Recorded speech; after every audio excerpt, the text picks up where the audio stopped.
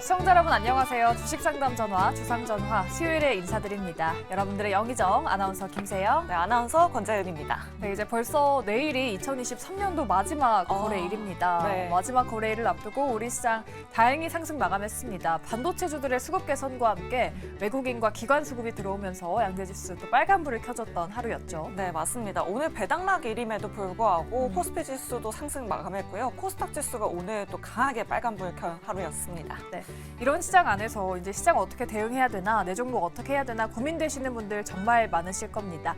지금 바로 저희한테 연락 주셔야 종목 상담 받으실 수 있는데요. 전화번호는 02-2000-4919번, 02-2000-4919번이고요. 또 문자 메시지도 활짝 열려 있습니다. 샵 2034 문자 메시지로 종목명, 매수가, 비중 보내주시면 되고요. 또 유튜브 채팅창에도 고민되시는 종목 남겨주시면 네 분의 전문가분들이 여러분들 종목 고민 냉철하게 해결해 드리도록 하겠습니다. 네, 그리고 저희 연말 특집을 맞이해서 저희가 시청자분들의 사연도 받고 포트폴리오도 받아보고 있습니다. 저희한테 문자 그리고 이메일로 보내주시면 되는데요. 이 문자와 이메일로 포트폴리오를 보내주시면 저희 전문가 네 분께서 꼼꼼하고 자세한 상담 도와드릴 테니까 여러분들의 많은 참여 부탁드리도록 하겠습니다. 네, 그럼 오늘 여러분들의 종목 고민 해결사가 되어주실 네 분 바로 소개해 드리도록 하겠습니다. 네, 좌의정에는 정태근 이사 그리고 정재훈 대표 모셨고요. 네, 우의정에는 예병군 대표 그리고 이성우 이사님 모셔봤습니다. 네 분 어서 오십시오. 안녕하세요. 네, 오늘이 배당락일임에도 불구하고 좀 미국장이 산타랠리가 이어지면서 우리 증시도 영향을 받으면서 상승으로 기분 좋게 마감이 됐습니다. 아무래도 뭐 반도체 업종의 투자 심리가 좀 개선된 영향을 받은 것 같은데 우리 정재훈 대표님께 한번 여쭤볼게요. 내일장 이제 마지막 장인데 뭐 폐장일 어떤 전략이 좀 필요할까요? 폐장일에 뭐 어떤 전략이 필요할까라는 좀 생각이 좀 드는데요. 우선 여전히 좀 수급적인 부분들을 좀 체크를 해봐야 되지 않을까라고 좀 생각이 듭니다. 이제 배당락이 진행이 됐으니까 이제 매도가 나오는 창구는 좀 정해져 있죠. 금융투자 쪽에 있어서는 이제 배당락이 진행이 됐으니까 매도세가 좀 출회가 될 가능성이 좀 높습니다. 다만 이제 외국인 쪽이 좀 상당히 견조한 그런 모습들을 좀 보여주고 있는 그런 상황들이기 때문에 일단 종목장은 좀 계속적으로 진행되지 않을까라고 좀 보여지고요. 그러면 이제 여기서 고민을 해볼 필요성이 있는 거는 내가 보유를 하고 있는 종목은 올라가지 않고 있는 상황이고 반대로 종목별 내가 다른 종목군들은 올라가는 그런 모습들을 좀 보인다라고 지금 생각이 든다라면 지금은 그냥 좀 버티는 전략이 좀 좋아 보입니다. 일단 내년으로 좀 넘기는 전략이 좀 좋을 것 같고요. 그 이유는 과거에서처럼 이렇게 차별화된 그런 모습들이 좀 나오는 것보다는 업종별로 좀 순환매가 좀 나와주고 있는 그런 상황들이에요. 거기에다가 어떤 이슈나 테마성의 흐름들로 인해서 좀 더 강한 그런 모습들이 나오고 있는 그런 섹터들이 있기는 한데 내년도 시장에서도 아마 순환매는 좀 당분간 이어지지 않을까라고 좀 생각을 합니다. 한간에는 12월 달에 상승을 하게 되면 1월 달에 하락하는 그런 케이스들이 좀 있는데요. 잠깐 좀 차트를 좀 보면서 말씀을 좀 드리게 되면 과거에 좀 보게 되면 12월 달에 좀 상승을 해주는 그런 모습들을 좀 보인 해를 한번 살펴보게 된다라면 과거에 이런 식에 있습니다. 19년도에 한 번쯤 있었었고요. 그리고 다른 부분들을 좀 보게 되면 시간이 좀 지나서 보게 된다라면 이때도 좀 마찬가지입니다. 그리고 1월 달이 약한, 그러면 12월이 좀 강했으면 1월 달은 좀 약해지는 그런 모습들이 나오는 그런 달이 있어요. 근데 그 부분들을 좀 살펴보게 되면 올해 같은 경우는 오히려 내년 1월 달 시장에서도 나름대로 좀 괜찮지 않을까라고 좀 보여지고요. 지수에 대한 밴드로는 어찌 됐든 간에 2700포인트대는 한 번쯤은 도달하지 않을까라고 좀 생각을 하고 있거든요. 그렇기 때문에 폐장일이라고 해서 뭐 현금을 좀 만들고 뭐 하는 것보다는 일단 기존에 있던 주식군들을 그대로 좀 유지를 해 나가는 전략이 좀 좋고 거기서 새해를 좀 맞는 게 좋지 않을까라고 좀 보여지고요. 그리고 순환매는 계속적으로 좀 나올 수가 있을 겁니다. 그렇기 때문에 손실을 좀 보고 있다라면 좀 더 인내하는 그런 전략이 좀 좋을 것 같고 하나를 더 말씀을 드리게 되면 이제 지금 생각하지 못하고 있는 그런 부분들이 있죠. 내년도부터는 이제 어닝 시즌입니다. 실적 시즌으로 좀 들어가는 그런 상황들이기 때문에 실적이 좀 개선이 되는 종목군들이나 아니면 24년도에 업황이 개선되는 그런 업종군들로 한번 관심을 가져보면 좋지 않을까 그렇게 좀 말씀드리겠습니다. 네. 내년까지 또 실적이 좀 업그레이드 되는 업종도 눈여겨보자라고 말씀해 주셨어요. 또 내일 폐장일도 든든하게 보내고 내년 또 시장 준비도 저희가 든든하게 해보도록 하겠습니다. 네, 뭐 배당락일 이야기가 나와서 배당 이야기도 좀 해봐야 될 것 같아요. 보통 이제 찬바람 바람 불면 배당주를 매수해라라는 그런 격언이 오랫동안 있었잖아요. 맞아요. 근데 올해부터는 좀 아닌 것 같습니다. 4대 금융지주의 배당 기준일이 변경됐는데 특히나 이런 배당주 좋아하시는 분들은 투자 전략을 좀 어떻게 세워봐야 할지 예병군 대표님 통해서 한번 들어보도록 할게요. 예, 이제 스튜어드십 코드라고 해서 사실은 이제 주주 친화적인 정책을 펼치는 기업들이 되게 많이 늘어났어요. 그러다 보니까 이제 배당도 그냥 이제 연말 결산 배당이 아니고 중간 배당을 하는 회사들도 되게 많이 늘어났죠. 근데 이제 이 배당 기준일을 먼저 이제 좀 얘기를 드리자면 보통 우리나라의 기업들은 특히 상장사들요. 이 기업들은 12월 말을 기준으로 해서 결산법인이 12월 결산법인입니다. 그러니까 12월 말이 기준인 거죠. 그런데 금융주들은 보통 이제 5월 말 기준으로 5월 결산법인이었어요. 그런데 이번에 금융주들도 대거 12월 결산법인으로 바꿨죠. 그러다 보니 오늘 금융주들이 하락한 게 아니고 배당 락을 맞다 보니까 떨어져 버린 거예요. 저도 사실 최근에 이제 배당을 많이 주는 종목 쪽에 좀 투자를 했는데 이 게임주였어요. 그게 오늘 1,000원 이상 빠졌거든요. 그게 이제 왜 빠졌냐고 가만 보니까 오늘 배당 락을 맞은 거예요. 그러니까 그 관점에서 봐도 배당 락까지 맞았는데도 불구하고 오늘 코스피는 상승 마감을 했다. 결국은 이 기준으로 보면 오늘 굉장히 강하게 오른 거죠, 사실은. 그래서 이제 앞으로 이 배당에 대한, 그러니까 배당을 준다는 건 결국은 주주 친화적인 정책입니다. 배당을 이익도 많이 나고 배당을 많이 주는 회사를 여러분들 선택해서 들어가신다면 결국은 주가도 주가대로 좋을 뿐더러 이 배당 기준으로 해서 이제 배당은 결국은 소득세는 있어요. 배당 소득세라는 게 존재를 하거든요. 근데 이 배당으로 인해서 들어오는 매수가 들어오는 쪽들이 있을 거예요. 그러다 보니까 배당을 많이 주는 회사들이 연말 되면 어김없이 오릅니다. 이 상승을 노리고 들어오시는 분들도 있어요. 11월에 미리 사서 12월에 이 배당을 보고 들어오는 사람들로 인해서 주가가 올라오면 배당 락이 나오기 전에 매도를 해버려서 수익만 챙기시는 분들도 있어요. 그러니까 이런 분들도 있기 때문에 배당은 항상 언제 준비를 해야 되느냐. 배당 기준일 한 달 전부터 준비를 하셔야 돼요. 그러니까 그 전에 계속 모아두시면 배당은 배당대로 주식 수익은 수익대로 거두실 수 있습니다. 그래서 항상 배당과 중간 배당까지 같이 주는 회사들. 조삼모사인 회사들 말고요. 그러니까 2,000원 나눠가 준다는 이런 개념이 아니고 그러니까 반반 나눠줄게. 연말 반, 중간 배당 반 이런 게 아니고 이익이 꾸준히 나면서 배당을 계속 꾸준히 하는 회사. 그리고 이익만 나면 그걸 배당으로 돌리는 회사. 혹은 이익이 나야 배당을 줄 수 있거든요. 금융위원회가 그렇게 얘기를 하고 있어요. 제가 하는 얘기가 아니고.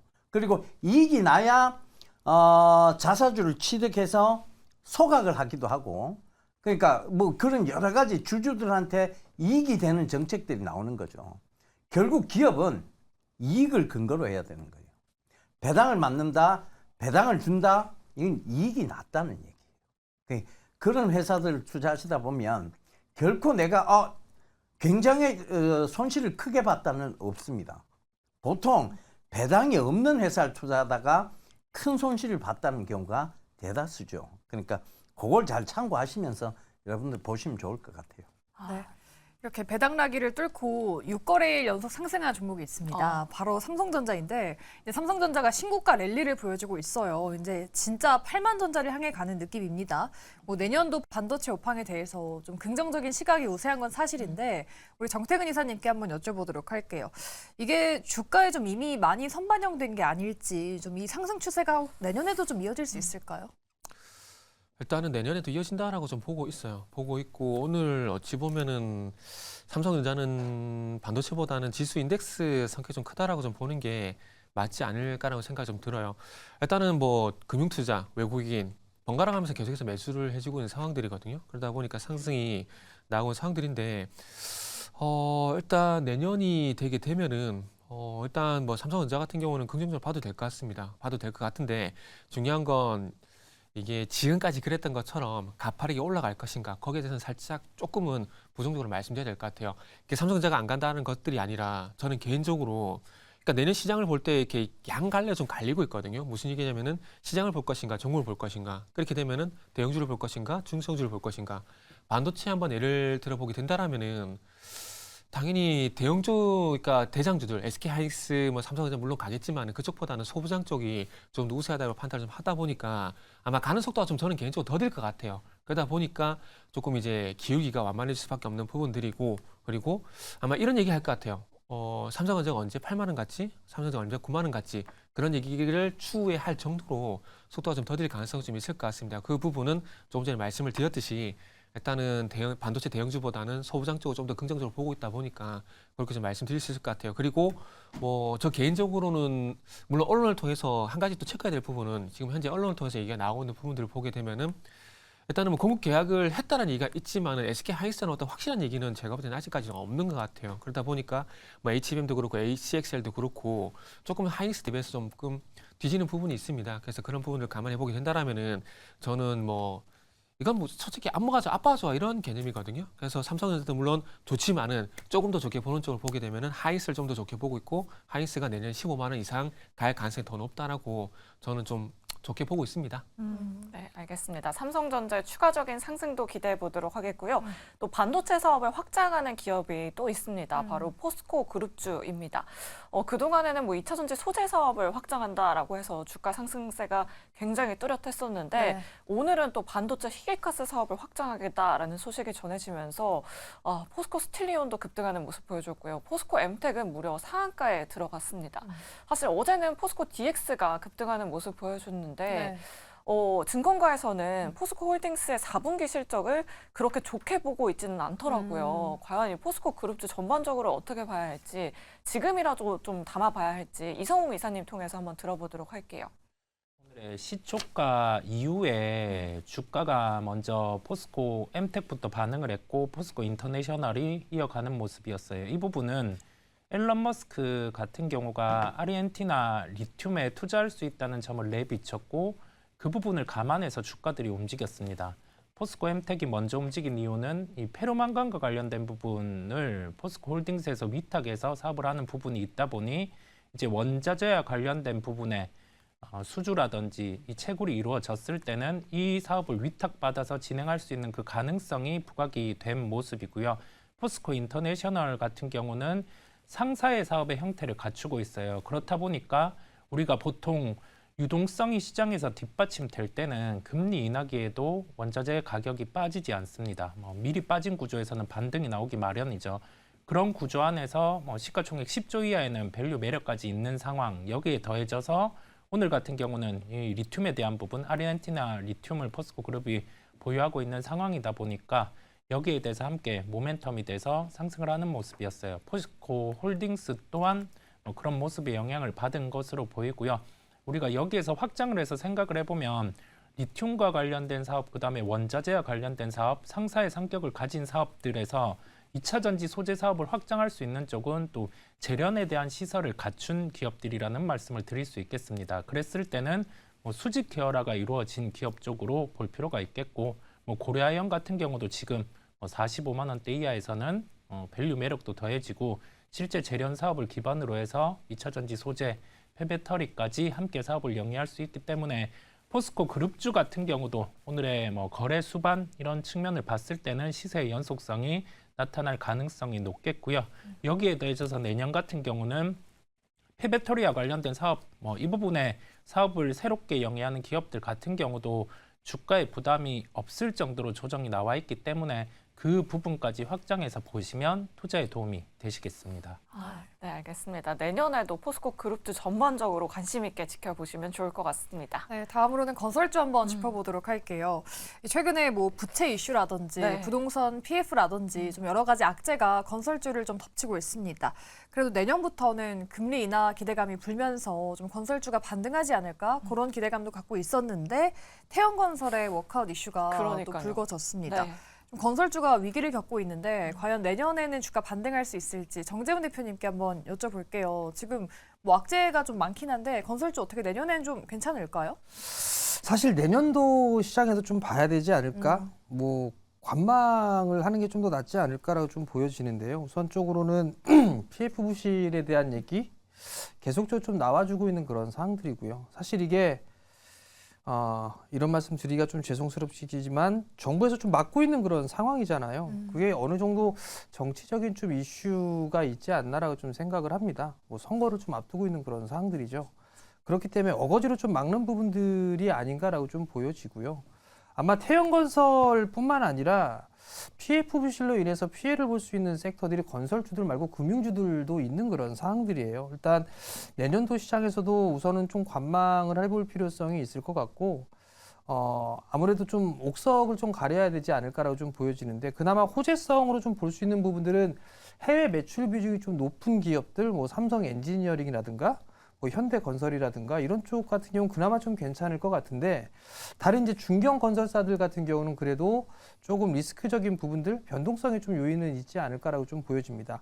결론은 소나기를 일단 피하고 보는 게 좀 좋지 않나라고 좀 보여지고요. 그렇기 위해서는 오히려 건설 업종분들보다도 다른 쪽 업종을 좀 내년도에 보는 게 좀 더 수익률적인 측면에서는 좋지 않을까 이렇게 좀 생각을 하고 있습니다. 네, 아무래도 좀 건설 업종 자체는 아직까지는 좀 불확실성이 있는 것 같아요. 네, 그렇다면 조금 더 좁혀서 태형건설 이슈도 한번 짚어보도록 할게요. 이 워크아웃, 이른바 기업 개선 작업을 이르면 이번 주 안에 또 신청을 한다라는 소식이 전해지면서 오늘 시장에서 19% 급락하는 모습을 보여줬습니다. 네. 만약에 이런 워크아웃이 진짜 기정사실화 된다면 태형건설 추가적인 하락도 염두를 해둬야 하는지 예병권 대표님 통해서 한번 들어보도록 할게요. 대표님 이런 상황 어떻게 보세요? 태형건설은 뭐 이제 SBS의 모 회사이기도 하고, 그다음에 이제 지금 태형건설의 또 그 이제 지주사적 성격을 갖고 있는 TY홀딩스라고 있죠. 그 내용을 잘 살펴보시면 TY홀딩스가 최근에 자산 매각을 굉장히 많이 했어요. TY홀딩스가 자산 매각을 많이 했다는 건 이미 이 태형건설의 워크아웃에 대한 부분을 미리 준비했다는 얘기겠지요. 그러니까 이제 그런 부분들을 살펴보신다면 글쎄요, 이게 저는 뭐 함부로 예측할 수는 없는 부분이지만 태형건설이 그렇게 뭐 황당하게 운영되어지는 기업은 아니라고 보여집니다. 그리고 최근에 이제 윤 회장이 다시 복귀를 했고 그런 여러 가지를 살펴본다면 저는 물론 이제 그런 여러 가지가 워크아웃을 더 막 부추긴 건 맞아요. 윤 회장이 다시 들어오고 자산을 매각하고 이러니까 야 진짜 유동성 위기 아니야? 이걸로 인해서 주가가 빠진 것도 맞습니다. 근데 지금 사실은 빠질 만큼 빠진 상황에서 자산을 매각했거든요. 그거는 충분히 이제 이 워크아웃을 막을 수 있을 만한, 근데 이게 진짜 윤 회장님이 그분이 이 워크아웃을 막을 수 없을 정도인데 다시 재등장했다, 이거는 저는 아니라고 보여져요. 그분도 굉장히 자존심이 강한 분으로 제가 알고 있는데, 그래서 그건 아니라고 보여지니까 이게 어찌 보면 기회인데, 자, 이게 어찌됐든 우려는 굉장한 리스크입니다. 불확실성에 대한 특히 우려. 다음 주는 돼봐야 이 우려에 대한 불확실성이 제거가 되면 강하게 반등이 오는 것이고, 안 그러면 여기서 계속 걱정으로 인해서 주가는 계속 빠진다고 보여지거든요. 그래서 이건 지금 저점 잡기가 사실 굉장히 까다롭긴 해요. 그런데 저는 다음 주 중에 저점을 준다면 매수를 해볼 만하다고 보여집니다. 왜냐하면 워크아웃은 저는 아니라고 보여져요. 왜냐하면 TY홀딩스의 공시를 한번 잘 살펴보세요. 공시 살펴보시면 이미 자산 매각을 굉장히 많이 진행을 했어요. 근데 이게 워크아웃으로 간다? 자산 매각 그렇게 해놓고 그건 좀 말이 맞지 않지 않나요? 그러니까 자산 매각, 만약 진짜 워크아웃 갈 것 같았으면 자산 매각 안 하는 게 맞았어요. 그다음에 자산 매각을 해서 워크아웃을 충분히 뭐 유동성 위기는 조금 있었겠죠. 건설주마다 지금 유동성 위기 없는 데는 없습니다. 근데 시장의 소문이 계속 태형건설 쪽으로 몰렸을 뿐이에요. 근데 TY홀딩스의 그 공시 내용을 잘 살펴보시면 좋겠습니다. 제가 봤을 때는 워크아웃은 아닌 걸로 보여져요. 네. 오히려 조정이 나온다면은 좀 매수 기회로 삼아봐도 되지 않겠냐라는 의견을 주셨습니다. 태원건설에 대한 의견도 잘 참고해 보시기 바라겠고요. 네. 또 시간외 이슈도 마지막으로 한번 짚어볼게요. 지금 시간외에서 일동제약에 대한 또 이슈가 나왔습니다. 일본의 코로나19 치료제를 국내에서 제조가 한다고요? 그러니까요. 지금 일동홀딩스가 시간의 거래에서 상한가 기록하고 있고요. 오. 뭐 일동제약 같은 종목들도 7% 넘게 상승하고 있는데 내일 이제 2023년의 마지막 네. 거래일이잖아요. 과연 일동제약이 승부사가 될 수 있을지 정태근 이사님께 한번 여쭤보도록 하겠습니다. 일동제약 괜찮을까요, 이사님? 일단은 이거는 뭐 천만 다행이라고 봐야 되겠죠. 왜냐하면은 일단 코로나가 끝난 지 어쨌든 엔데믹 선언한 지 되게 오래됐지 않습니까? 오래됐는데 이게 그때 됐으면은 좋지 않았을까라는 생각이 들어요. 물론 그런 기대감에 해가지고 2022년도에 물론 주가 가긴 했지만 이제는 뭐 코로나 이슈로 주가 급등 할 만한 시기는 아니지 않습니까? 지금 이제 최근에 뭐 바이오주가 강세를 보이고 있긴 하지만 코로나 이슈 때문에 반등이 나오는 것은 아니기 때문에 그렇게 말씀드릴 수 있을 것 같고, 그리고 천만 다행이다라고 말씀드릴 수밖에 없는 것들이 이 코로나 치료제 개발하게 되면서 1,200에 넘는 자금이 들어갔거든요. 네. 근데 아직까지 그 품목 허가가 안 났었습니다. 그러니까 그게 어찌 보면 이제 자금은 투입이 됐고 허가 안 냈기 때문에 이게 결국에는 어찌 보면은 건설사 측이 되면 상극자산이 될 수밖에 없는 그런 상황이었는데, 그런 것들 탈피했다는 부분들, 그러니까 호재라기보다는 악재 해소 측면에서 해석을 좀 하는 게 맞다고 봐요. 그렇게 본다라면은 뭐 단계적인 변동성은 있겠지만 이걸 가지고 계속 추세적으로 밀고 간다? 2022년도에 나왔던 그런 퍼포먼스가 나온다? 그거는 좀 부정적이다라고 말씀 좀 드릴 수 있을 것 같아요. 그러다 보니까 최근에 이제 보게 되면은 9월 6일 날 이때 당시에 이제 이때 비만 치료제인가요? 아마 제가 그 유전자 과잉인지 비만 치료인지 정확히 기억이 안 나는데 이때 아마 그런 이슈로 인해가지고 한번 단기적인 급등이 나왔었거든요. 그래서 아마 9월 6일 날 나왔던 그런 단기 반등은 한번 기대를 해볼 수가 있지만 그 반등이 요 구간이거든요. 요 구간인데 이런 반등 기대해 볼 수 있겠지만은 조금 전에 말씀드렸듯이 2022년도에 나왔던 이런 퍼포먼스는 조금 무리가 있다라고 말씀을 드리도록 하겠습니다. 네, 뭐 악재 해소로 볼 수는 있지만 추세적인 상승 인지에 대해서는 좀 의구심을 가질 필요가 있다라고 이렇게 말씀해 주셨고요. 그래도 내일 시장에서 일동제약의 주가 흐름 관심 있게 지켜보시면 좋을 것 같습니다.